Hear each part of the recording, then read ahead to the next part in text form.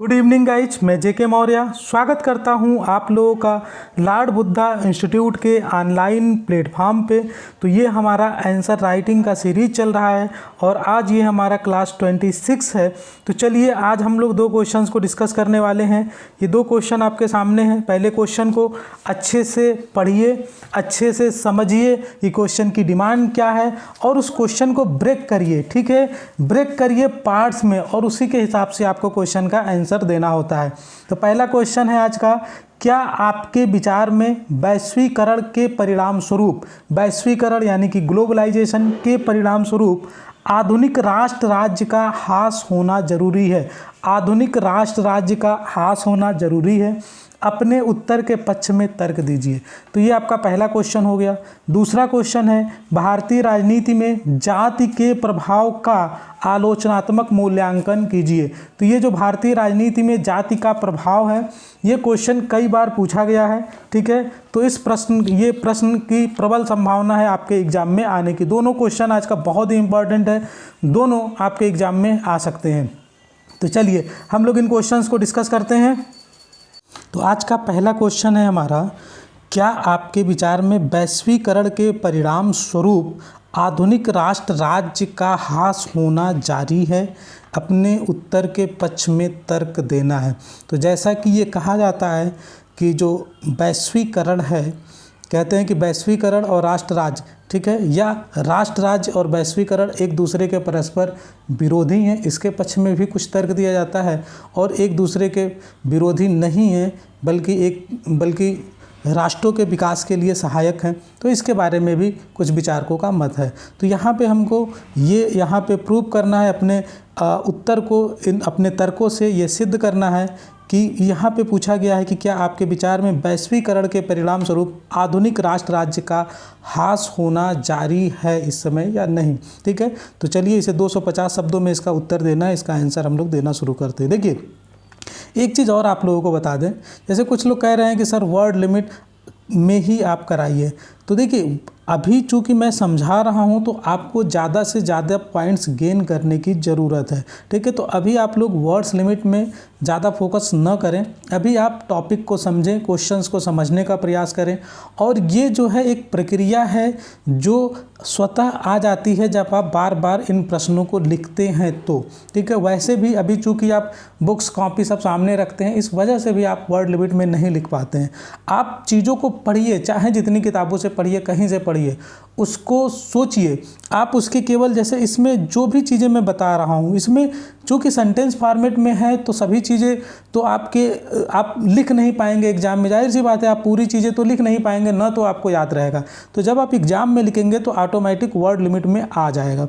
तो आपको यहाँ से क्या करना है, ठीक है, अगर आपको शब्द सीमा की प्रैक्टिस करनी है तो यहाँ से जो मेन पॉइंट्स आपको मिल रहे हैं, आपको जो लग रहे हैं, उन मेन पॉइंट्स को आप नोट कर लीजिए। ठीक है, और उसके बाद नोट्स को बंद कर दीजिए। उसके बाद से अपना आंसर उन पॉइंट्स को ले करके लिखने की कोशिश करें। ठीक है, या जैसे मान लीजिए अगर आपकी शब्द सीमा कम नहीं हो रही है, आप बहुत परेशान हैं कि हम जल्दी से कर ले जाएं, तो आप एक काम करिए, आप अपने ही आंसर को फिर से पढ़िए। ठीक है, उस आंसर को फिर से पढ़िए और उसमें देखिए, सबसे पहले तो आप उन पॉइंट्स को हाईलाइट कीजिए, ठीक है, जो कि बहुत ज़रूरी हैं, जिनको कि इस प्रश्न के उत्तर में लिखना ही लिखना है।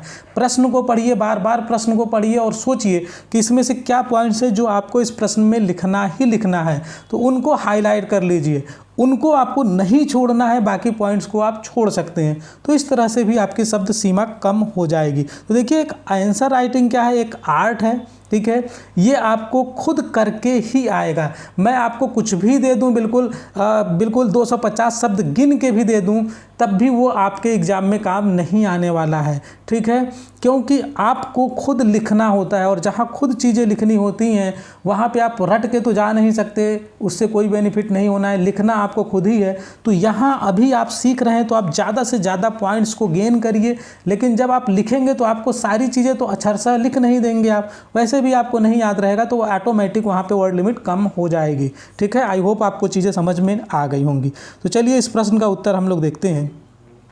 तो चलिए तो शुरू करते हैं। इसमें हम सबसे पहले वैश्वीकरण के बारे में थोड़ी बहुत बातें इंट्रोडक्शन में कर देते हैं। तो वही पैटर्न रहेगा हमारा, इंट्रो, जब भी 250 शब्द के प्रश्न होंगे तो इंट्रो, कंक्लूजन और बीच में कॉन्टेक्स्ट, ठीक है। तो ये आपको 50 शब्दों में इंट्रो रखना है, कंक्लूजन 50 में रखना है। बचा कितना आपका, ये 100 शब्द हो गए, ठीक है। अब 150 शब्द बचे। अब देखिए आप कैसे अपने आंसर को कम करेंगे, सॉरी 50 मैंने लिख दिया। ये कितना हो जाएगा, आप 20 से 30 क्वेश्चन, यानी कि आपको 60 क्वेश्चन मैक्सिमम इंट्रो और कंक्लूजन रखना है, ठीक है। बचा आपका 190 शब्द में आपको अपनी जो क्वेश्चन की डिमांड है उसको आपको लिखना है। तो जब आपके दिमाग में ये 190 शब्द रहेंगे ना, तो आप खुद समझ जाएंगे कि क्या चीज़ें हैं जो आपको लिखना ही लिखना है और क्या चीज़ें हैं जो आपको नहीं लिखना है। ये डिसीजन आपको खुद लेना होता है, ठीक है। और ये कला जब आप बार बार क्वेश्चंस को लिखेंगे, जो क्वेश्चन आप लिख रहे हैं उसी को फिर से लिखिए, बिल्कुल खुद से लिखिए, अपने आप आपकी वर्ड लिमिट कंट्रोल हो जाएगी। चलिए तो आगे बढ़ते हैं।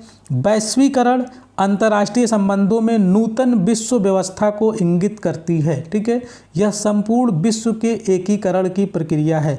यह संपूर्ण विश्व के एकीकरण की प्रक्रिया है जिससे राष्ट्रों एवं उनके नागरिकों के संबंध एकाकार हो सकते हैं। तो ये इंट्रोडक्शन हो गया। कोई ज़रूरी नहीं कि आप इसी को लिखें, ठीक है, क्योंकि सभी लोग अगर इसी को लिखेंगे तब तो फिर कॉपी मैच हो जाएगी ना। तो आप अपना भी इंट्रोडक्शन आप कोई अच्छा सा लिख सकते हैं जो आपके दिमाग में आइडिया आता है, ठीक है। और जब ये थोड़ा सा आप लिखेंगे तो ऑटोमेटिक आपके दिमाग में क्वेश्चन देखते ही इंट्रोडक्शन आपको आ जाएगा। चलिए आगे बढ़ते हैं। वैश्वीकरण की जो धारणा है, विश्व के सभी क्षेत्रों में वास्तविक सामाजिक, आर्थिक, राजनीतिक और सांस्कृतिक परिवर्तनों के द्वारा एक वास्तविक विश्व समुदाय की स्थापना करने की वकालत करती है, ठीक है।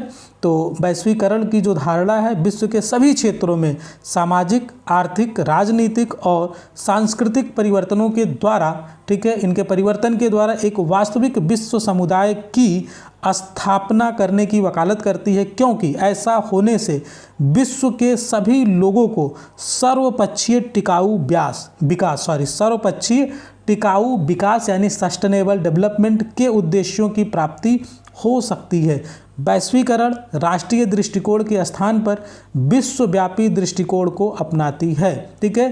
राष्ट्रीय दृष्टिकोण के स्थान पे क्या अपनाती है, विश्वव्यापी दृष्टिकोण को अपनाती है, ठीक है। वसुधैव कुटुंबकम, ठीक है, ताकि विद्यमान आर्थिक व्यवस्था को एकीकृत विश्व आर्थिक व्यवस्था का स्वरूप दिया जा सके, ठीक है। चलिए आगे बढ़ते हैं।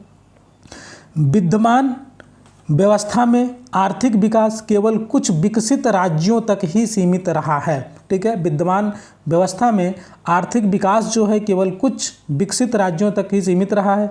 आवश्यकता इस बात की है कि विश्व समुदाय के सभी देशों के टिकाऊ सामाजिक आर्थिक विकास के लिए शुद्ध वैश्विक स्वरूप में सामाजिक, आर्थिक, सांस्कृतिक संबंधों का विकास किया जाए और विश्व के सभी देशों के सभी लोगों में परस्पर व्यापारिक, आर्थिक, सेवा संबंधी, ज्ञान संबंधी और संपर्कों को खुला और विश्वव्यापी स्वरूप विकसित किया जाए, ठीक है। ये सेंटेंस थोड़ा सा लंबा हो गया है, इसको समझने की ज़रूरत है। इसमें क्या कहा जा रहा है कि जो विद्यमान व्यवस्था है उसमें क्या हो रहा है कि जो आर्थिक विकास हुआ है वो किसका हुआ है, केवल जो डेवलप्ड, जो विकसित देश हैं उन्हीं का हुआ है। और वो क्या करते हैं, जो विकासशील देश हैं, जो पिछड़े देश हैं, उनका वो शोषण करते हैं।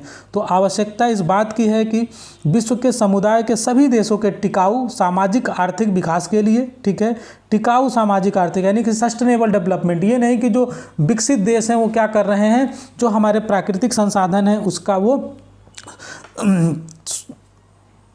दोहन कर रहे हैं, ठीक है। तो हमको क्या करना है कि जो प्राकृतिक संसाधन है उसका उपयोग तो करना है, लेकिन सस्टेनेबल डेवलपमेंट का मतलब होता है कि उतना ही हम यूज करें प्राकृतिक संसाधनों का कि आने वाली पीढ़ियों को कम ना पड़े, और उसका क्या होना चाहिए, रिन्यूएबल होना चाहिए, ठीक है। चलिए आगे बढ़ते हैं। तो दूसरे शब्दों में वैश्वीकरण का अर्थ है कि विश्व भर के लोगों में परस्पर सामाजिक, आर्थिक, सांस्कृतिक, शैक्षिक, तकनीकी, सेवा आदि संपर्कों की व्यवस्था की जाए तथा विश्व को एक भूमंडलीय गांव के रूप में विकसित किया जाए। ठीक है, भूमंडलीय गांव के रूप में विकसित किया जाए। तो देखिए हमारा प्रश्न क्या था, प्रश्न को बार बार आपको पढ़ना होता है क्योंकि जब आप आंसर लिखते हैं तो प्रश्न आपके दिमाग में नहीं रहता है। तो प्रश्न क्या है कि क्या आपके विचार में वैश्वीकरण के परिणाम स्वरूप आधुनिक राष्ट्र राज्य का ह्रास होना जारी है, ह्रास होना जारी है। तो अब देखिए, अब इसी को कम करना है तो आप इसमें से इतने जो 2-3 पैसेज लिखे हुए हैं आप इसको कम कर सकते हैं। आप केवल इंट्रोडक्शन लिख दीजिए, ठीक है, और इन सब चीज़ों को आप छोड़ सकते हैं, इसमें से कुछ कीवर्ड आप ले लीजिए। ठीक है, ये वाला आप पैसेज ले सकते हैं, ये अच्छा पैसेज है। ठीक है, पहला लीजिए इंट्रोडक्शन और इतना ले लीजिए, बाकी को चाहे तो आप छोड़ सकते हैं शब्द को कंट्रोल करने के लिए। ठीक है, तो और यहाँ पे आप क्या कर सकते हैं, ये स्टेटमेंट किसका है, ये यहाँ पे मतलब भूमंडलीकरण गांव के रूप में एक विकसित किया जाए, ये किसका स्टेटमेंट है, यहाँ ब्रैकेट में आप नाम लिख सकते हैं। इससे क्या हो जाएगा कि आपका जो आंसर है वो इम्प्रेसिव हो जाएगा। ठीक है, तो चलिए आगे बढ़ते हैं। वैश्वीकरण को सभी राज्यों की सीमाओं के आर पार व्यवसाय तथा व्यापार को विकसित करने तथा फैलाने की सोची समझी एवं सक्रिय प्रक्रिया के रूप में देखा जाता है। वैश्वीकरण का उद्देश्य विश्व को सही अर्थों में अंतर संबंधित, आत्मनिर्भर तथा विकसित भूमंडलीय गांव का स्वरूप देना है। ठीक है, वैश्वीकरण के कुछ तत्व एवं प्रमुख विशेषताएं प्रमुख हैं। तो यहाँ से आप इन पॉइंट्स को लिख दीजिए, क्या क्या इसकी विशेषताएं हैं। जैसे उदारीकरण, वैश्वीकरण जो है ये उदारीकरण के फलस्वरूप ही हुआ है। ठीक है, मुक्त व्यापार, ये मुक्त व्यापार है, मुक्त व्यापार, आर्थिक गतिविधियों का वैश्वीकरण, आयात निर्यात का उदारीकरण, निजीकरण, आर्थिक सहयोग एवं आर्थिक सुधार। तो ये सब क्या है, वैश्वीकरण के कुछ तत्व हैं एवं इनकी विशेषता है। इसको आप जरूर लिखिए। अब इसको आप नहीं छोड़ सकते, ये तो आपको लिखना ही लिखना है। वैश्वीकरण के इन तत्वों एवं विशेषताओं के कारण वर्तमान राज्य की संप्रभुता प्रभावित हुई है। देखिए अब हम अपने पॉइंट पे आ रहे हैं, लेकिन हमको अपने पॉइंट पे आने से पहले थोड़ा सा आपको वैश्वीकरण के बारे में बताना था। ठीक है, तो आपने उस वैश्वीकरण को बताया। अब देखिए, अब इस चीज़ को तो आप नहीं छोड़ सकते, ये तो पैसेज आपके क्वेश्चन की डिमांड है। इसके पहले वाले जो चीज़ें थीं उसको आप छोड़ सकते हैं, उसको कम कर सकते हैं। अब जैसे वैश्वीकरण की परिभाषा 2-3 पैसेज में हमने बताई है, तो उसमें से आप कोई भी एक पैसेज चूज कर लीजिए, इंट्रो लिखिए, उसमें से कोई भी एक पैसेज चूज कीजिए, पॉइंट्स चूज कीजिए और उसके बाद आप यहाँ पे आ जाइए। तो इस तरह से आपको करना है, थोड़ा सा आप अपना दिमाग लगाइए, सब कुछ पका पकाया नहीं मिलेगा। ठीक है, और ये स्किल आपको अपने अंदर डेवलप करनी पड़ेगी, तभी आप आंसर राइटिंग कर पाएंगे। रटा रटाया या पका पकाया चीज़ अगर आप करेंगे तो फिर आपके लिए समस्या हो जाएगी, क्योंकि फिर वो मैचिंग हो जाएगी। कई लोगों की कापियाँ एक तरह से जब मिल जाएंगी तो फिर आपको वहाँ पे मार्क्स नहीं मिलेगा। चलिए, तो वैश्वीकरण इन तत्वों एवं विशेषताओं के कारण वर्तमान राज्य की संप्रभुता जो है वो प्रभावित हुई है, अर्थात राष्ट्र राज्यों की पारस्परिक धारणा में ह्रास हुआ है। ठीक है, पारस्परिक धारणा में ह्रास हुआ है। वैश्वीकरण से समकालीन विश्व में यातायात, संचार, व्यापार, वाणिज्य तथा मानवीय गतिविधियां राष्ट्रों की सीमाओं को पार कर गए हैं। ठीक है, ये जो गतिविधियां हैं ये राष्ट्रों की सीमाओं को पार कर गए हैं। कानून, नैतिकता तथा प्रथाओं एवं मान्यताओं की धारणा में व्यापक बदलाव की मांग की जा रही है। ठीक है, जिससे राष्ट्र राज्य की संप्रभुता एवं कठोर नियंत्रण व्यवस्था का ह्रास हुआ है।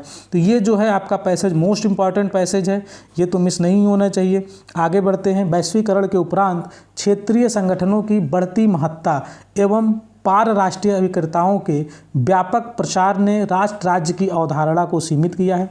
वर्तमान वैश्विक व्यवस्था में बहुराष्ट्रीय निगमों, अंतर्राष्ट्रीय वित्तीय एवं वाणिज्यिक संस्थाओं ने राष्ट्र राज्य को सीमित करने में महत्वपूर्ण भूमिका अदा की है। तो ये भी आपके क्वेश्चन की डिमांड है, बहुत इंपॉर्टेंट है, तो इस पॉइंट्स को भी आप कहीं से छोड़ नहीं सकते हैं। वैश्वीकरण के उपरांत मानवाधिकार की रक्षा विश्व के केंद्रीय समस्याओं एवं उद्देश्यों में शामिल हो गया है। वैश्वीकरण के उपरांत जो मानवाधिकार की रक्षा है विश्व के केंद्रीय समस्याओं एवं उद्देश्यों में शामिल हो गया है। मानवीय अधिकारों, नारीवादी आंदोलनों एवं पर्यावरण सुरक्षा जैसे मुद्दों पर विश्व के एकीकरण के परिणाम स्वरूप राष्ट्र की शक्तियां क्या हुई हैं, सीमित हुई हैं। चलिए अब आगे बढ़ते हैं। उदारीकरण, निजीकरण के तार्किक परिणाम, भूमंडलीकरण के कारण आधुनिक राष्ट्र राज्यों का ह्रास होना जारी है। ठीक है, हम अपनी ही बात को अभी एक्सप्लेन कर रहे हैं। समकालीन विश्व में वैश्वीकरण के कारण गैर राज्यीय कार्यकर्ताओं की भूमिका में उल्लेखनीय वृद्धि हुई है।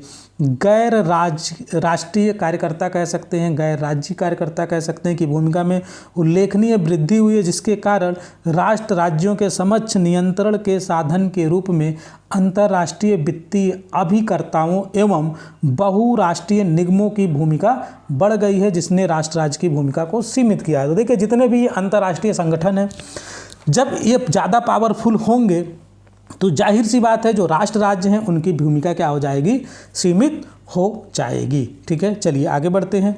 उच्च तकनीकी युग की संचार क्रांति, उन्नत प्रौद्योगिकी प्रणाली, बढ़ती हुई आत्मनिर्भरता तथा गैर राज्यीय शक्तिशालीकर्ताओं के आविर्भाव से पारस्परिक राष्ट्र राज्य व्यवस्था को गहरा धक्का लगा है। ठीक है, वैश्वीकरण के द्वारा शीत युद्ध की समाप्ति के उपरांत विभिन्न देशों में आपसी सहयोग एवं साझेदारी बढ़ी है। ठीक है, आर्थिक क्षेत्रीय संगठन, कार्यात्मक संगठन, पारराष्ट्रीयकर्ता, बहुराष्ट्रीयकर्ता आदि अधिक सक्रिय हो गए हैं और इनकी सक्रियता से क्या हुआ है कि राष्ट्रों की जो राष्ट्रीयता है, ठीक है, जो राष्ट्रों की भूमिका है वो सीमित हुई है। ठीक है, राष्ट्रों के नागरिकों के मध्य संबंध एवं अंतर क्रियाएँ बढ़ी हैं। राष्ट्रों के नागरिकों के बीच, विभिन्न राष्ट्रों के नागरिकों के बीच जो संबंध है पारस्परिक एवं जो अंतर क्रियाएँ बढ़ रही हैं। राज्य की भौगोलिक सीमाओं को संचार साधनों एवं तीव्र यातायात ने कमज़ोर कर दिया है। इससे अंतर्राष्ट्रीय राजनीति में राष्ट्र राज्यों की भूमिका में कमी आई है। आज वैश्वीकरण को एक आदर्श मूल्य के रूप में मान्यता प्राप्त हो चुकी है। आज पूरा जो विश्व है क्या बन चुका है, ग्लोबल विलेज बन चुका है। यूरोपीय संघ और अधिक एकीकरण की ओर बढ़ रहा है। जो यूरोपियन यूनियन है वो अधिक एकीकरण की ओर बढ़ रहा है। आसियान, सार्क संगठनों का ऐसी प्रवृत्तियों की ओर झुकाव जारी है, जिसके परिणाम स्वरूप राष्ट्र राज्य व्यवस्था का विश्व एकीकरण की ओर गमन जारी है। ठीक है, तो उपरोक्त विश्लेषणों से, अब यहाँ पे लास्ट में हम कंक्लूजन की ओर बढ़ रहे हैं, तो उपरोक्त विश्लेषणों से यह कहा जा सकता है कि वैश्वीकरण के प्रभाव से राज्यों यानी कि राष्ट्र राज्य के स्वरूप, सीमा क्षेत्र, कार्य, प्रकृति में परिवर्तन आया है, परंतु यह उसके ह्रास की तरफ नहीं अपितु समकालीन परिस्थितियों के अनुसार सामंजस्य को इंगित करता है। तो इसके माध्यम से हमने क्या किया, अपने उत्तर को बैलेंस करने की थोड़ी सी कोशिश की है। ठीक है, अतः वर्तमान परिदृश्य में, अब लास्ट में हम कंक्लूजन लिख रहे हैं, राष्ट्र राज्यों के ह्रास की अवधारणा औचित्यहीन हो चुकी है, क्योंकि वैश्वीकरण से उत्पन्न समस्याओं एवं चुनौतियों तथा नव उपनिवेशवादी खतरों, ठीक है, जो वैश्वीकरण से, देखिए इसका प्रभाव तो बढ़ा है अंतर्राष्ट्रीयवाद का, लेकिन वर्तमान परिस्थितियों की बात की जाए तो राष्ट्र राज्यों की ह्रास की जो अवधारणा है वो औचित्यहीन हो चुकी है। कैसे हो चुकी है, क्योंकि वैश्वीकरण से उत्पन्न समस्याओं, वैश्वीकरण से बहुत सारी समस्याएं उत्पन्न हो रही हैं, चुनौतियां उत्पन्न हो रही हैं, और नव उपनिवेशवादी खतरों से अपने लोगों की सुरक्षा के लिए राष्ट्र राज्य आज कल्याणकारी राज्य की भूमिका में आ चुके हैं। ठीक है, और जब राष्ट्र राज्य जो है वो कल्याणकारी राज्य की भूमिका में आएंगे तो जो ये राष्ट्र राज्यों की जो अवधारणा है वो क्या होगी, मजबूत ही होगी। तो इस तरह से आप दोनों चीज़ों को लिखते हुए अपनी आंसर को कंक्लूड कर देंगे। ठीक है, चलिए हम अब आगे बढ़ते हैं अगले क्वेश्चन की तरफ। आज का हमारा दूसरा क्वेश्चन है, भारतीय राजनीति में जाति के प्रभाव का आलोचनात्मक मूल्यांकन कीजिए। देखिए ये प्रश्न जो है ये कई बार एग्जाम में पूछा गया है, बहुत इंपॉर्टेंट क्वेश्चन है, पूरी प्रबल संभावना इस प्रश्न के पूछे जाने की। तो चलिए थोड़ा सा इंट्रोडक्शन के साथ शुरू करते हैं। तो डॉक्टर अंबेडकर का मानना है कि जाति व्यवस्था वस्तुतः वर्ण व्यवस्था की ही संतान है। ठीक है, जो जाति व्यवस्था आई वर्ण व्यवस्था से उत्पन्न हुई है। पहले वर्ण व्यवस्था थी जो कि कार्यों के आधार पर होता था, लेकिन आजकल जन्म के आधार पर जाति व्यवस्था हो गई है, जिसने समाज की एकता एवं समरसता को क्या किया है, नष्ट किया है। भारतीय राजनीति में जाति एवं राजनीति का एक दूसरे पर स्पष्ट प्रभाव देखने को मिलता है। चलिए आगे बढ़ते हैं। स्वाधीनता प्राप्ति के बाद संविधान और राजनीतिक संस्थाओं के निर्माण से आधुनिक प्रभावों ने भारतीय समाज में धीरे धीरे प्रवेश करना प्रारंभ किया। ठीक है, भारतीय समाज में जो आधुनिक प्रभाव थे, ठीक है, स्वतंत्रता प्राप्ति के बाद जो संविधान और राजनीतिक संस्थाओं के निर्माण से आधुनिक प्रभावों ने भारतीय समाज में धीरे धीरे प्रवेश करना शुरू किया, जिसमें सार्वभौमिक वयस्क मताधिकार को अपनाने से जातिगत संस्थाएं एकाएक महत्वपूर्ण बन गई। ठीक है, क्योंकि देखिए जब सार्वभौमिक वयस्क मताधिकार, ठीक है, ये क्या है, जो हमारा मत है बहुत इंपॉर्टेंट है और इसी से जो है सत्ता मिलती है। सार्वभौमिक का मतलब ये हुआ कि भारत का प्रत्येक नागरिक जिसने भी 18 वर्ष की उम्र पार कर ली है, चाहे वो किसी भी जाति का हो, धर्म का हो, पढ़ा लिखा हो, अशिक्षित हो, उसकी वोट की वैल्यू एक बराबर है। तो जब सार्वभौमिक वयस्क मताधिकार अपनाया गया तो इससे क्या हुआ कि जो जातिगत संस्थाएं थी एकाएक जो है महत्वपूर्ण बन गई, क्योंकि उनको ज़्यादा से ज़्यादा वोट का ध्रुवीकरण करना था, क्योंकि उनके पास भारी संख्या में मत थे और लोकतंत्र में सत्ता प्राप्ति हेतु इन मतों का मूल्य था। अतः विभिन्न दलों के द्वारा जातिगत मतों को महत्वपूर्ण मान्यता दी गई, जिसके परिणाम स्वरूप भारतीय राजनीति पर जाति के प्रभाव स्पष्ट देखने को मिलते हैं। ठीक है, तो जो बातें हमने यहाँ पे कही उसको एक पैसेज के माध्यम से हमने यहाँ पे प्रूव कर दिया। अब निर्णय प्रक्रिया में जाति की भूमिका, तो देखिए इस प्रश्न में पूछा गया कि भारतीय राजनीति में जाति के प्रभाव का आलोचनात्मक मूल्यांकन करना है, तो क्रिटिकली इवैल्यूएशन करना है। ठीक है, तो सबसे पहले थोड़ा सा इंट्रो हो गया, फिर उस बात को हमने यहाँ पे जो है प्रूव कर दिया, और फिर हम निर्णय प्रक्रिया में जाति की भूमिका, इस चीज़ को हम प्रभाव बताना है हमको राजनीति में, तो हम इसकी भूमिका देखते हैं कि निर्णय प्रक्रिया कैसे इस जाति के माध्यम से बदलती है। तो भारत में जातियां संगठित होकर राजनीतिक एवं प्रशासनिक निर्णय की प्रक्रिया को प्रभावित करती हैं तथा अपने लाभ के लिए कानूनों के निर्माण के लिए दबाव डालती हैं। ठीक है, राजनीतिक दलों में जातिगत आधार पर सीटों का बंटवारा होता है, आपको पता है, कहते हैं जिसकी जितनी संख्या भारी उसकी उतनी हिस्सेदारी। इस बात पर बहुत सारी पार्टियां हैं जो कि टिकट को बांटती हैं। तो राजनीतिक दलों में जातिगत आधार पर सीटों का बंटवारा, जातिगत आधार पर मतदान व्यवहार, जातिगत आधार पर केंद्रीय मंत्रिमंडल एवं राज्य विधानमंडलों में मंत्रियों का चयन। अभी आप देखिए जो आपका ये कैबिनेट बना है मोदी गवर्नमेंट का, जो रीस्ट्रक्चर हुआ है, इसमें पहली बार हुआ है ऐसा इतिहास में कि इतने ज़्यादा जो ओबीसी पिछड़े वर्ग के लोग हैं उनको कैबिनेट में जगह दिया गया है। तो ये किस लिए दिया गया है, क्योंकि यूपी में चुनाव होने वाला है, तो इन सब चीज़ों को ध्यान में रख करके, क्योंकि इन्हें पता है कि यूपी में उसी की सत्ता आएगी जिसको पिछड़ों की ओबीसी का वोट मिलेगा, क्योंकि इनकी संख्या ज़्यादा है। तो इसलिए इन्होंने अपने मंत्रिमंडल का रूप इस तरह से बनाया है कि इन मंत्रियों को अपने प्रचार प्रसार के लिए भेज सकें और लोगों को कन्विंस करके उनका वोट अपनी तरफ आकर्षित कर सकें। चलिए आगे देखते हैं। हालांकि ये अच्छी बात है कि संविधान के अनुसार जो रिजर्वेशन है, जो बात कही गई है, उसको जो है देने की कोशिश की गई है, अगर इसको व्यवहार में आगे भी कंटिन्यू किया जाए। तो जातिगत दबाव समूह का गठन, जिसके आधार पर अपने लाभ के लिए आरक्षण की मांग। जातिगत दबाव समूह बहुत सारे हैं, इनका गठन किया जाता है और इसके आधार पर अपने लाभ के लिए आरक्षण की मांग की जाती है। ठीक है, विभिन्न जातियों के समूह हैं जो प्रेशर ग्रुप का काम करते हैं, डिमांड करते हैं। जातिगत आधार पर सरकारी नौकरियों एवं संस्थानों में आरक्षण का प्रावधान है। जाहिर सी बात है कि जब सरकारी नौकरियों में जातिगत आधार पर आरक्षण का प्रावधान है, ठीक है, तो इसका प्रभाव तो रहेगा ही भारत की राजनीति में, और यही हमारा चुनावी मुद्दा भी बन जाता है। राज्यों की राजनीति में जाति की भूमिका खासकर उत्तर भारत के देशों में देखने को मिलती है, यानी कि भारत के जो नॉर्थ इंडिया वाले जो स्टेट हैं वहाँ पे बहुत ज़्यादा देखने को मिलती है। जातिगत आधारों पर अभिजनों का उदय, जैसे उत्तर प्रदेश में चौधरी चरण सिंह, ठीक है, जाति के आधार पर ही ये इतने बड़े नेता बने। मुलायम सिंह यादव की बात की जाए, ठीक है, मायावती की बात की जाए, बिहार में लालू प्रसाद यादव की बात की जाए, कर्पूरी ठाकुर की बात की जाए, महाराष्ट्र में बाल ठाकरे की बात की जाए, या फिर तमिलनाडु में CN अन्नादुरई की बात की जाए, ये सब जो नेता है ये जाति के आधार पर ही उभर करके सामने आए हैं। तो इस प्रकार उपयुक्त वर्णनों से स्पष्ट होता है कि भारतीय राजनीति में जाति एक महत्वपूर्ण कारक है तथा यह अत्यंत प्रभावशाली भूमिका निभाती है।